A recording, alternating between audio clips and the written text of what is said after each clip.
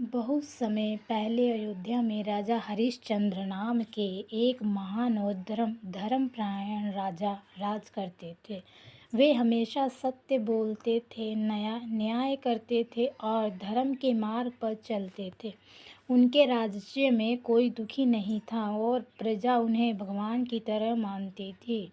एक दिन की बात, स्वर्ग में देवताओं के बीच ये चर्चा चल रही थी कि क्या कोई इंसान ऐसा हो सकता है जो हर परिस्थिति में सच बोलता हो। ऋषि विश्वामित्र ने ये सिद्ध करने के लिए राजा हरिश्चंद्र की परीक्षा लेने का निश्चय किया। परीक्षा की शुरुआत ऋषि विश्वामित्र ने कुछ मायाजाल रचकर राजा को भ्रम में डाल दिया और उनसे एक बड़ा दान मांग लिया।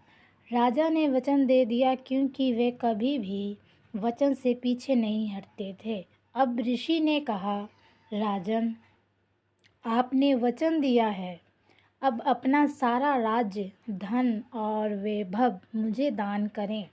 राजा ने बिना एक क्षण की देरी किए सब कुछ दान कर दिया, राज्य, सिंहासन, महल और सारा धन। वे अपनी पत्नी तारामती और बेटे रोहिताक्ष के साथ जंगलों में रहने चले गए, वचन निभाने के लिए दास बन गए।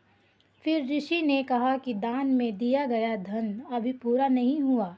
राजा ने कहा कि वे बाकी राशि किसी और तरह से चुकाएंगे। वचन निभाने के लिए राजा हरिश्चंद्र ने एक शमशान घाट में एक चांडाल के यहाँ नौकरी कर ली, जहाँ उन्हें लाशों का अंतिम संस्कार करवाना पड़ता था। उनकी पत्नी तारामती ने एक अमीर घर में नौकरानी की तरह काम करना शुरू कर दिया। उनका जीवन बहुत ही दुखद हो गया, पर उन्होंने एक भी बार झूठ नहीं बोला और न ही अपना वचन तोड़ा।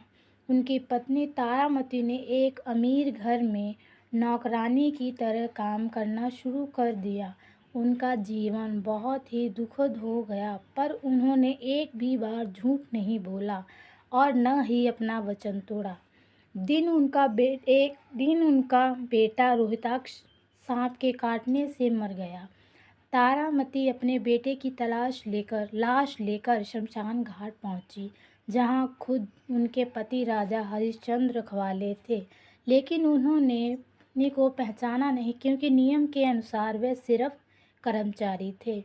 उन्होंने कहा, शव का अंतिम संस्कार करने के लिए कर शुल्क देना होगा। तारामती के पास कुछ नहीं था, वह रोने लगी। तब राजा की आंखों में आंसू आ गए, लेकिन उन्होंने सत्य और नियम का पालन करते हुए कहा, अगर कुछ नहीं है तो तुम अपनी साड़ी का आधा हिस्सा दे दो। रानी ने वैसा ही किया। अंत में सत्य की विजय। उसी समय ऋषि विश्वामित्र और देवता प्रकट हुए और उन्होंने कहा, राजा हरिश्चंद्र, तुमने इस कठिन परीक्षा में भी सत्य, धर्म और वचन का पालन किया। आज हम तुम्हें आशीर्वाद देते हैं। देवताओं ने उनका मृत पुत्र जीवित कर दिया, उन्हें राज्य वापस लौटा दिया और कहा कि आप सच्चे राजा ही नहीं, धरती पर धर्म के प्रतीक हैं। सीख, सत्य की राह कठिन जरूर होती है, लेकिन उसका फल हमेशा महान होता है। एक सच्चा इंसान वही है जो संकट में भी अपने सिद्धांतों से न डिगे। धर्म और वचन का पालन ही जीवन का सबसे बड़ा बल है।